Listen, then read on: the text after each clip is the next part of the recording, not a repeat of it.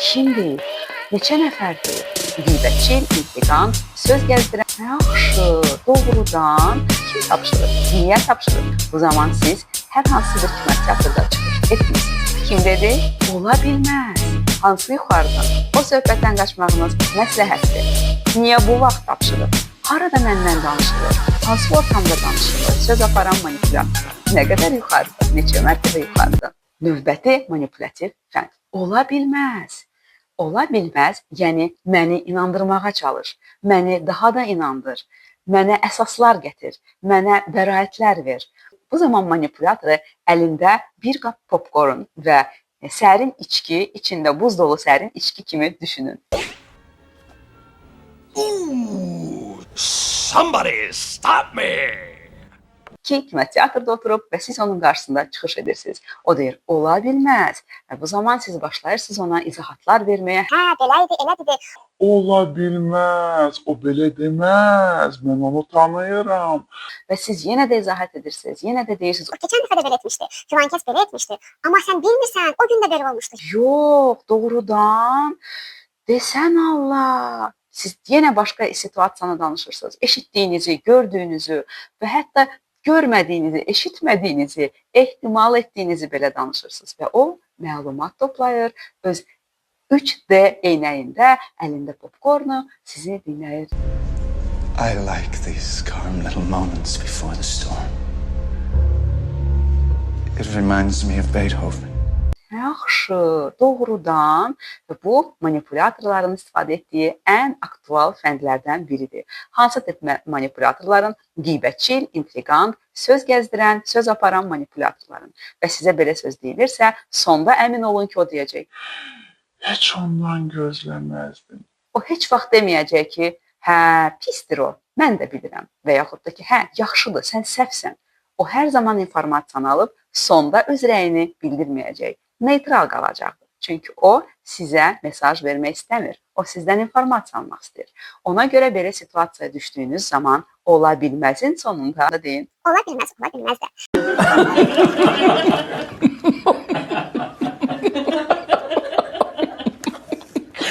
Və ən yaxşısı o insanla heç bir situasiyanı müzakirə etməyin. Demək ki, o sizdən məlumat almaq istəyir.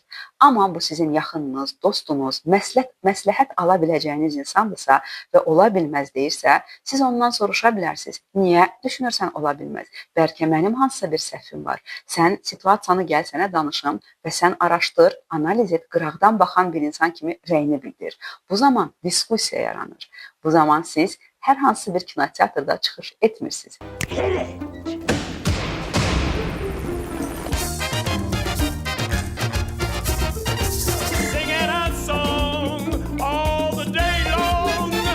Növbəti manipulativ fənd. Mənə dedilər ki, bizim keçən dəfə müzakirə etdiyimiz eşitmişəm ki, hamı belə deyirlər, eynidir. Amma manipulyatorlar fərqli sözlərdən istifadə edə bilərlər. Və mənə dedilər ki, doğrudan da deyilmiş də ola bilər və yaxud yalandan uydurma da ola bilər. O, hər hansısa bir öz fikrini sizdən təsdiq və ya təkzibini almaq üçün istifadə edə bilər. Bu zaman isə siz deyə bilərsiniz. Kim dedi? Его зовут Наг. Только давай без шуток, это реальное имя. Наверное, Нагах. Чё? Да, как-то так. Да, короче, он дал нам всю инфу о ферме. Və bu kim dedi sualına cavab yoxdursa, ad və soyad yoxdursa, bilin ki, bu manipulyatordur və orada arkada dayanan insan o özüdür. Əgər o sizin dostunuzdursa, o sizin yaxınınızdırsa, mənə dedilər kimi fikrini ifadə etməyəcək. O deyəcək ki, məncə belə etmə, çünki bu belədir. Bunun əsası belədir. Belə etmə, yaxşı deyil. I don't work like that. It's not professional. There's rules. Okay. Əgər sən bunu etmisənsə, gəl müzakirə edək. Amma mənə dedilər ki, sizin içinizdə bir vahimə yaradır. Kim deyib? Neçə nəfər deyib? Harada məndən danışılır? Hansı ortamda danışılır? Rəhbərlik ortamında mı? İşçilər ortamında mı? Bunun fəsadları nə ola bilər? Və sizin içinizə bir stres, bir risk qorxusu salır. Bildiyimiz kimi insanlar stres zamanı çox yaxşı idarə olunurlar. Какой просторный багажник. 3 трупа можно засунуть. Шутка, чтобы разрядить обстановку. Və əgər mənə dedilər ki, nin arxasında kim dedi yoxdursa, o söhbətdən qaçmağınız məsləhətdir. Növbəti manipulativ fənd. Bu, korporativ həyatda istifadə olunan fəndlərdəndir. Amma çox da peşəkar fənd deyil. Çünki bu, korporativ mühitdə dostluq, əməkdaşlıq, dürüstlük dəyərlərini tədricən zəiflədir və üstəlik deyilən şəxsi stresə salır. Bu hansı sözdür? Rəhbərlik tapşırıb. Tələsirik. Yüksək rəhbərlikdən tapşırıq var. Amma bu yüksək rəhbərlik kimdir? Nə tapşırıb? Bunlar açıqlanmır. Yine şükür eyle. Yine şükür eyle o göze görünmez ama. Sizə hər hansısa bir rəhbər nümayəndə obrazının ağırlığı gətirilir və siz düşünürsünüz ki, mən bunu etməsəm, məni ağır fəsadlar gözləyir. Məsələn, saat 6-dır, siz evə getməyə çalışırsınız və sizə gəlib nümayəndə deyir ki, 6-ya 5 dəqiqə qalmış, bunu etməlisən. Siz deyirsiniz ki, Burada 6 dəqiqə, 5 dəqiqəyə bitiriləcək iş yoxdur. Burada hardasa ən azından 40-45 dəqiqəlik iş var və mən tələsirəm, gedəsi yerim var. o zaman o deyir, Rəhbər tapşırıb, yuxarıdan tapşırıblar. hansı yuxarıdan, nə qədər yuxarıdan, neçə mərtəbə yuxarıdan, kim tapşırıb, niyə tapşırıb, niyə bu vaxt tapşırıb? Это возмутительно!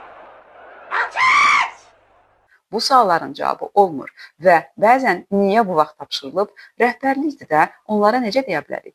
Cavabı gəlir ki, bu çox səhv cavabdır. Belə olmamalıdır. Rəhbər nümayəndələr hər zaman praqmatik və proaktiv olurlar və əgər sizin rəhbər nümayəndələriniz yüksək rəhbərlik, demək ki, ortada hansısa vaxt sizə məlumatı gecikdirib və əgər o rəhbərlikdən ötürülən məlumat sizə 6-ya 5 dəqiqə qalmış çatıbsa, demək ki, bəlkə də manipulatorun özü bunu gecikdirib. Это все хумера. Знаешь, что такое хумера? Да, химера, то есть фантом. Да химера, хумера, хумер его поймет, что это. Пыль в глаза. Этого ничего нет ни в природе, нигде. Это не материя. Этого нет в таблице Менделеева. Это грёбаные сказки. Bəlkə də barmaq arası baxıb və vaxtında sizə informasiyanı çatdırmayıb, ona görə yüksək rəhbərliyin arxasında gizlənərək sizə 6-ya 5 dəqiqə qalmış bu işi sürətlə etdirmək istəyir. O zaman siz soruşa bilərsiniz, niyə bu saatda çatdırıb, niyə indi çatdırıb və yaxud da ki, əgər hər hansısa bir konfliktə girmək istəmirsinizsə, edə bilərsiniz. Amma bu insanın təhlükəli olduğunu bilin. Geldi oturdu dedim, "Az sen kimsen?" Çöktüler verdiler de haberlerde zaten de. Və bu insanın sizin peşəkar həyatınızda bir risk olduğunu özünüzdə qeyd edin və növbəti dəfədən gələ biləcəyi işləri günün əvvəlində sorun. Bu işləri görmək lazımdırmı? Bugün hansı işlərimiz var? Və bu halda sizə kömək edə bilər hər gün səhər 10-15 dəqiqəlik görüş. Əgər sizin rəhbəriniz belə hərəkətlər edirsə, o zaman siz heç də yaxşı rəhbərlik altında çalışmırsınız. Вождь. Вождь, я здесь больше не могу. Я должен отсюда выбраться. Əlbəttə ki, dediyim kimi belə hallar ola bilər və hər birimizin karyerasında belə hallar olub və bu normaldır. Amma gündə və yaxud həftədə olmamalıdır. Müştərinin istəyindən, biznesin tələbindən və yaxud hansısa bir texniki nasazlıqdan irəli gələ bilər. Növbəti manipulativ fənd. Sənin belə xoşuna gəlir. Sən belə istərdin ki, və bu sual, sənin belə xoşuna gəlir, sən belə istərdin kimi səslənmir. Yəni ki, bu qədər bərbad, bu qədər pis bir halı sən istəyirsən, əminsənmi? Və sualın özündə artıq pis, bərbad, çox pis vəziyyət emosiyası ötürülür. Və sual bəzən sözlərdən deyil, emosiyalardan ibarət ola bilər. Söz yaxşı ola bilər, amma emosiya onu pis halda çatdıra bilər. Necə deyərlər, çox sağ ol belə təhqir kimi demək olar. Çox sağ ol da. Və bu halda çox sağ ol, heç də çox sağ ol deyil. Bu, sənə etdiyimin yaxşılığının bir dəyəri görmədim. Ay utanmaz, ay utanmaz. Sən çox dəyər verməyən insansan deməkdir. Amma sözdə olaraq sizə çox sağ ol dedi. Davam edək. Sənin belə xoşuna gəlir, sən belə xoşlayardın ki, sualında sən bunu bəyənmə, bu çox pisdir, sənə layiq deyil emosiyasını ötürür. Bu halda nə edək? Əgər bunu yaxınlarımız edirsə, ola bilər ki, o bunun doğrudan da pis olduğunu düşünür.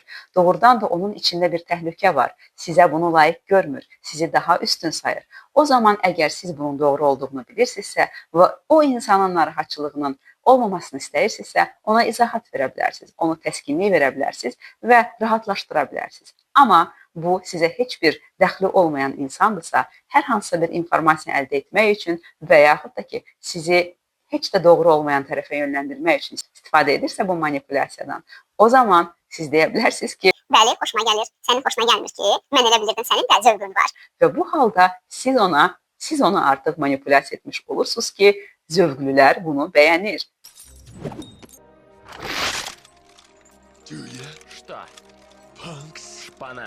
Zövqsüzlər bəyənmir. Amma siz ona zövqsüz demirsiniz. Siz ona zövqsüz ola bilərsən manipulyasiyasını edirsiniz ki, bəyənməsən zövqsüz adını ala bilərsən. Siz onu manipulyasiya etmiş olacaqsınız. Və növbəti manipulyativ fənd.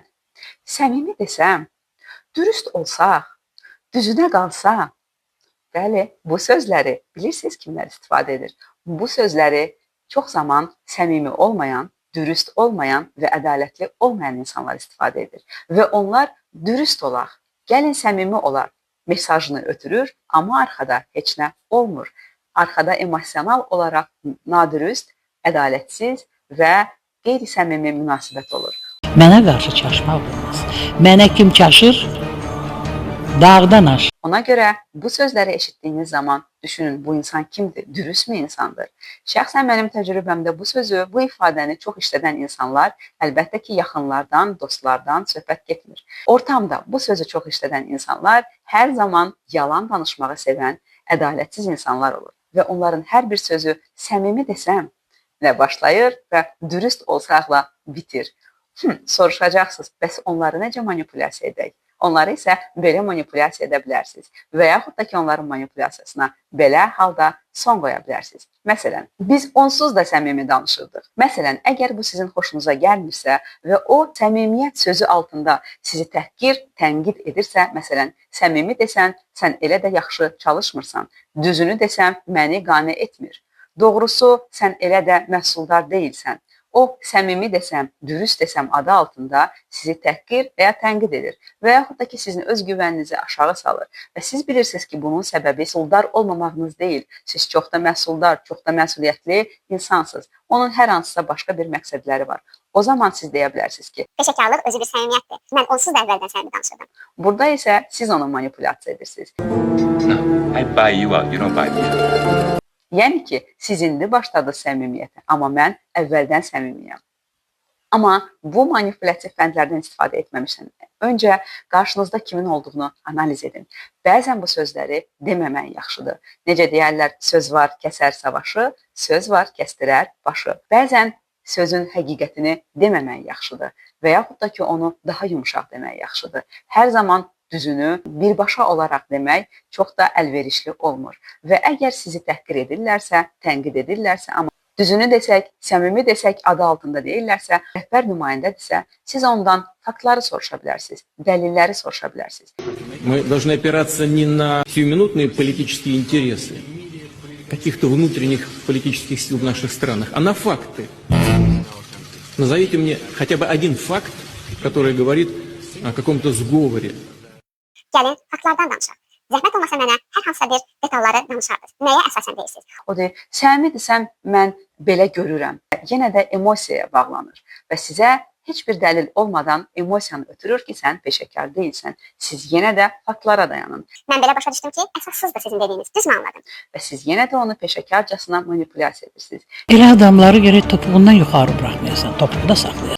Və əgər o davamlı olaraq dürüst olsam, səmimi desəm deyirsə, siz deyin ki, Mən istərdim ki, siz mənə daha çox faktlardan danışasınız, daha çox dəlillərdən danışasınız. Xahiş edirəm, gəlin bu müstəvidə danışaq. və bunu çox yumşaq, peşəkar səslə deyin. Və bu halda onun dəlili olmadığı halda onun səmimiyyəti, onun dürüst olaq, səmimi olaq və digər gözəl ifadələri puç olmuş olur. Bəzən sözü demək heç də həmin sözün əslini ifadə etmir.